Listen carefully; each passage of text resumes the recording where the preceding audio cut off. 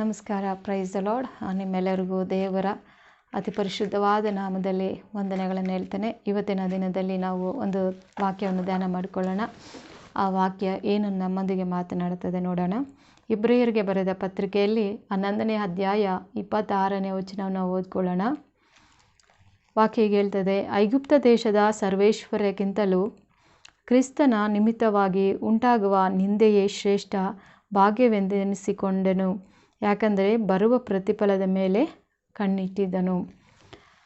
ಈ ಒಂದು ವಾಕ್ಯದಲ್ಲಿ ಈ ವಾಕ್ಯ ನಾವು ನೋಡುವಾಗ ಮೋಶೆ ನಮಗೆ ಜ್ಞಾಪಕ ಬರ್ತದೆ. ಮೋಶೆಯ ಒಂದು ವಿಷಯವಾಗಿ ಮೋಶೆಯನ್ನು ವಿಶೇಷವಾಗಿ ದೇವರು ಆರಿಸಿಕೊಂಡು ಇಸ್ರಾಯೇಲರನ್ನು ಐಗುಪ್ತ ದೇಶದಿಂದ ಬಿಡಿಸಿಕೊಂಡು ಮತ್ತು ಅವರನ್ನು ನಡೆಸುವಂಥ ನಾಯಕನಾಗಿ ದೇವರು ಅವರನ್ನು ಆರಿಸ್ಕೊಂಡಿದ್ರು. ಆದುದರಿಂದ ಅವನೇನು ಮಾಡಿದ, ಅಲ್ಲಿ ಸಿಗುವಂಥ ಎಲ್ಲ ಸರ್ವೈಶ್ವರ್ಯಗಳನ್ನು ಅವನು ನಷ್ಟವೆಂದೆಣಿಸಿದನು. ಯಾಕಂದರೆ ಕ್ರಿಸ್ತನ ನಿಮಿತ್ತವಾಗಿ ನಿಂದೆಯನ್ನು ಅನುಭವಿಸುವುದೇ ಲೇಸು ಅಂತ ಅಂದ್ಕೊಂಡನು. ಯಾಕಂದರೆ ಮುಂದಿನ ಪ್ರತಿಫಲ ಅವನಿಗೆ ಗೊತ್ತಿತ್ತು. ಅವನು ಮುಂದೆ ಸಿಗುವಂಥ ಒಂದು ಜಯಮಾಲೆ, ಪ್ರತಿಫಲ, ಆಮೇಲೆ ನಿತ್ಯ ಜೀವ, ಅದೆಲ್ಲವೂ ಅದರ ಮೇಲೆ ಮೋಶೆಯ ಒಂದು ಗಮನ ಇತ್ತು ಮತ್ತು ಗೊತ್ತಿತ್ತು, ಮತ್ತು ಅವನ ಕಣ್ಣು ಇಟ್ಟಿದ್ದನು ಅಂತ ನಮಗೆ ಗೊತ್ತಾಗ್ತದೆ.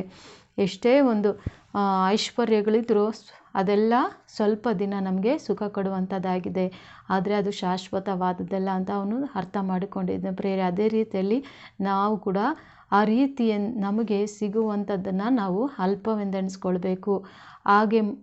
ಹಾಗೆ ಆ ರೀತಿ ನಾವು ನೆನೆಸಿಕೊಂಡು ಅದನ್ನು ತ್ಯಜಿಸುವಾಗ, ನಾವು ಕ್ರಿಸ್ತನ ನಿಮಿತ್ತ ನಾವು ಬಾಧೆಯನ್ನು ಅನುಭವಿಸುವಾಗ, ಕಷ್ಟಗಳನ್ನು ಎದುರಿಸುವಾಗ ನಮಗೆ ಗೊತ್ತು, ನಮಗೆ ಒಂದು ಗುರಿ ಇದೆ. ನಮಗೆ ಇರುವಂಥ ಓಟವನ್ನು ನಾವು ಸ್ಥಿರಚಿತ್ತದಿಂದ ಓಡಬೇಕು. ನಮಗೆ ಓಡಿದ ಮೇಲೆ ನಮಗೆ ಒಂದು ಗೆಲುವು ಇದೆ. ಮತ್ತು ಆ ಜಯಮಾಲೆ ನಮಗೆ ಬರಬೇಕಾದ್ರೆ ನಾವು ಕಷ್ಟಗಳನ್ನು ಅನುಭವಿಸಬೇಕು, ನಿಂದೆಗಳನ್ನು ಸಹಿಸಿಕೊಳ್ಬೇಕು ಪ್ರೇರೆ. ಇದು ಕ್ರಿಸ್ತನ ನಿಮಿತ್ತ ನಿಂದೆ ಅನುಭವಿಸದೆ ಶ್ರೇಷ್ಠ ಭಾಗ್ಯವೆಂದು ಮೋಶೆ ಅಂದುಕೊಂಡಿದ್ನು ಪ್ರೇರೆ.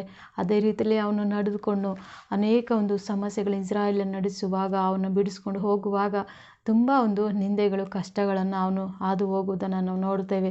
ಯಾಕೆಂದರೆ ಅಷ್ಟು ಒಂದು ಒಳ್ಳೆಯ ಒಂದು ಐಶ್ವರ್ಯ ಸಿಗುವಂಥ ಒಂದು ರಾಜನ ಸಂಸ್ಥಾನದಲ್ಲಿ ಅವನು ಇರಬೇಕಾದವನು, ಅವನೇನು ಮಾಡ್ದ, ದೇವರ ಮಕ್ಕಳ ಜೊತೆ ಕಷ್ಟಗಳನ್ನು ಅನುಭವಿಸುವುದೇ ಲೇಸಂತ ಅವರ ಜೊತೆ ಇದ್ದರು.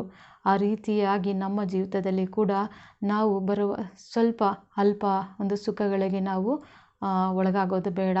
ನೋಡ್ರಿ, ಈ ಮುಂದಿನ ಒಂದು ಇದೇ ವಾಕ್ಯದಲ್ಲಿ ಆ ಒಂದು ಇಂದಿನ ವಾಕ್ಯಗಳನ್ನು ನೋಡ್ತೇವೆ.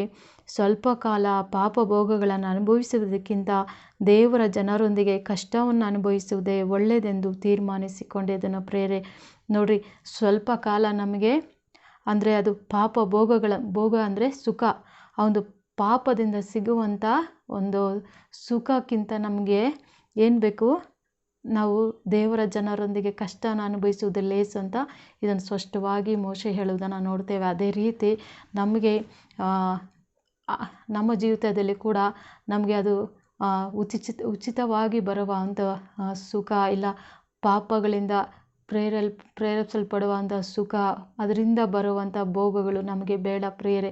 ನಮಗೆ ದೇವರು ಕೂಡ ಎಷ್ಟೋ ಬಾಧೆಗಳನ್ನು ಅನುಭವಿಸಿದ್ರು, ಅವಮಾನ ಕಷ್ಟಗಳನ್ನು ಅನುಭವಿಸಿದ್ರು. ಅದರಲ್ಲಿ ನಾವು ಪಾಲುಗಾರರಾಗುವಾಗ ಖಂಡಿತ ನಮಗೆ ಒಂದು ಕಡೆಯದಾಗಿ ದೇವರು ನಮಗೆ ಒಂದು ಪ್ರತಿಫಲವನ್ನು ಇಟ್ಟಿದ್ದಾರೆ. ಅದೇ ನಿತ್ಯ ಜೀವ, ದೇವರ ರಾಜ್ಯದಲ್ಲಿ ನಾವು ಸೇರುವ ಭಾಗ್ಯ.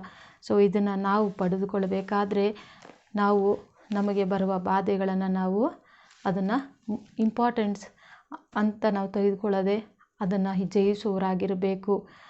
ಯಾಕಂದರೆ ಅಲ್ಪವಾಗಿ ಸಿಗುವ ಸುಖಕ್ಕಿಂತ ನಾವು ಬಾಧೆಗಳನ್ನು ಅನುಭವಿಸಿ, ಕಷ್ಟಗಳನ್ನು ಅನುಭವಿಸಿ ನಾವು ಹೋಗುವಾಗ ಖಂಡಿತ ದೇವರು ನಮಗೆ ಒಂದು ನಿತ್ಯವಾದ ಮಾರ್ಗವನ್ನು ದೇವರು ತೋರಿಸುವನಾಗಿದ್ದಾನೆ ಪ್ರೇರೆ. ದೇವರಿಗೆ ಸ್ತೋತ್ರ. ಒಂದು ಚಿಕ್ಕ ಪ್ರಾರ್ಥನೆ ಮಾಡ್ಕೊಳ್ಳೋಣ. ಪರಿಶುದ್ಧನಾದ ದೇವರೇ, ನಿಮಗೆ ಸ್ತೋತ್ರ ಸ್ವಾಮಿ. ಅಪ್ಪ ಮೋಶೆಯ ರೀತಿಯಲ್ಲಿ ನಾವು ಕರ್ತನೆ ಈ ಲೋಕದಲ್ಲಿ ಸಿಗುವ ಎಲ್ಲ ಸುಖ ಭೋಗಗಳನ್ನು ನಾವು ಕಡೆಗಣಿಸಬೇಕು ಸ್ವಾಮಿ. ಇದಕ್ಕೆ ನಾವು ಒಳಗಾಗ್ಬಿಟ್ರೆ ಸ್ವಾಮಿ, ನಾವು ಕಷ್ಟ ಬಾಧೆಯನ್ನು ಅನುಭವಿಸದೇ ಇದ್ದರೆ ನಿನ್ನ ನಿಮಿತ್ತ ಸ್ವಾಮಿ ದೇವರ ಆ ನಿತ್ಯ ರಾಜ್ಯವನ್ನು ಕಳ್ಕೊಳ್ಬಿಡ್ತೇವೆ ಸ್ವಾಮಿ.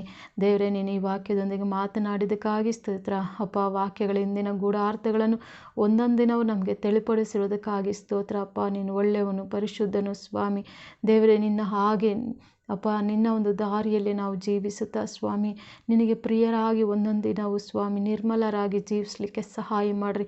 ಈ ದಿನವೆಲ್ಲವನ್ನು ಆಶೀರ್ವದಿಸಿರಿ. ಇದನ್ನು ನೋಡುವ ಪ್ರತಿಯೊಬ್ಬರನ್ನು ಅನುಗ್ರಹಿಸಿರಿ ರಾಜ ಸ್ವಾಮಿ. ಅಪ್ಪ ಇನ್ನೂ ಹೆಚ್ಚಾಗಿ ಮಕ್ಕಳು ಕರ್ತನೆ ಅಪ್ಪ ನಿನ್ನ ವಾಕ್ಯಗಳನ್ನ ಹಿಡಿದು ದೃಢವಾಗಿ ನಿನ್ನಲ್ಲಿ ನಿಂತು ನಿನಗಾಗಿ ಜೀವಿಸುವಂತೆ ಒಬ್ಬೊಬ್ಬರನ್ನ ಬಲಪಡಿಸಿರಿ ಸ್ವಾಮಿ. ನಿನ್ನ ವಾಕ್ಯದ ರಹಸ್ಯಗಳನ್ನು, ನಿನ್ನ ವಾಕ್ಯದ ಜ್ಞಾನವನ್ನು ನಮ್ಮ ಒಬ್ಬೊಬ್ಬರಿಗೆ ತಿಳಿಸ್ಕೊಟ್ಟು ಆಶೀರ್ವದಿಸಿ ಸ್ವಾಮಿ. ನಿನ್ನ ನಂಬಿರೋ ಪ್ರತಿಯೊಂದು ಮಕ್ಕಳ ಮೇಲೆ ನಿನ್ನ ಅಪಾರವಾದ ಕೃಪೆ, ದಯೆ ಅಪ್ಪ ನಡೆಸುವಿಕೆ ಇರಬೇಕಾಗಿ ಈ ಸಮಯದಲ್ಲಿ ಯೇಸುವಿನ ಮುದ್ದಾದ ನಾಮದಲ್ಲಿ ಬೇಡಿದ್ದೇನೆ ತಂದೆ, ಆಮೇನ್. God bless you. ದೇವರು ನಿಮ್ಮನ್ನು ಆಶೀರ್ವದಿಸಲಿ. ಈ ವಾಕ್ಯಗಳ ಪ್ರಕಾರ ನಾವು ನಡೆದುಕೊಳ್ಳೋಣ. ಖಂಡಿತ ದೇವರ ಕೃಪೆ ನಮ್ಮ ಮೇಲೆ ಇರ್ತದೆ ಪ್ರೇರೆ.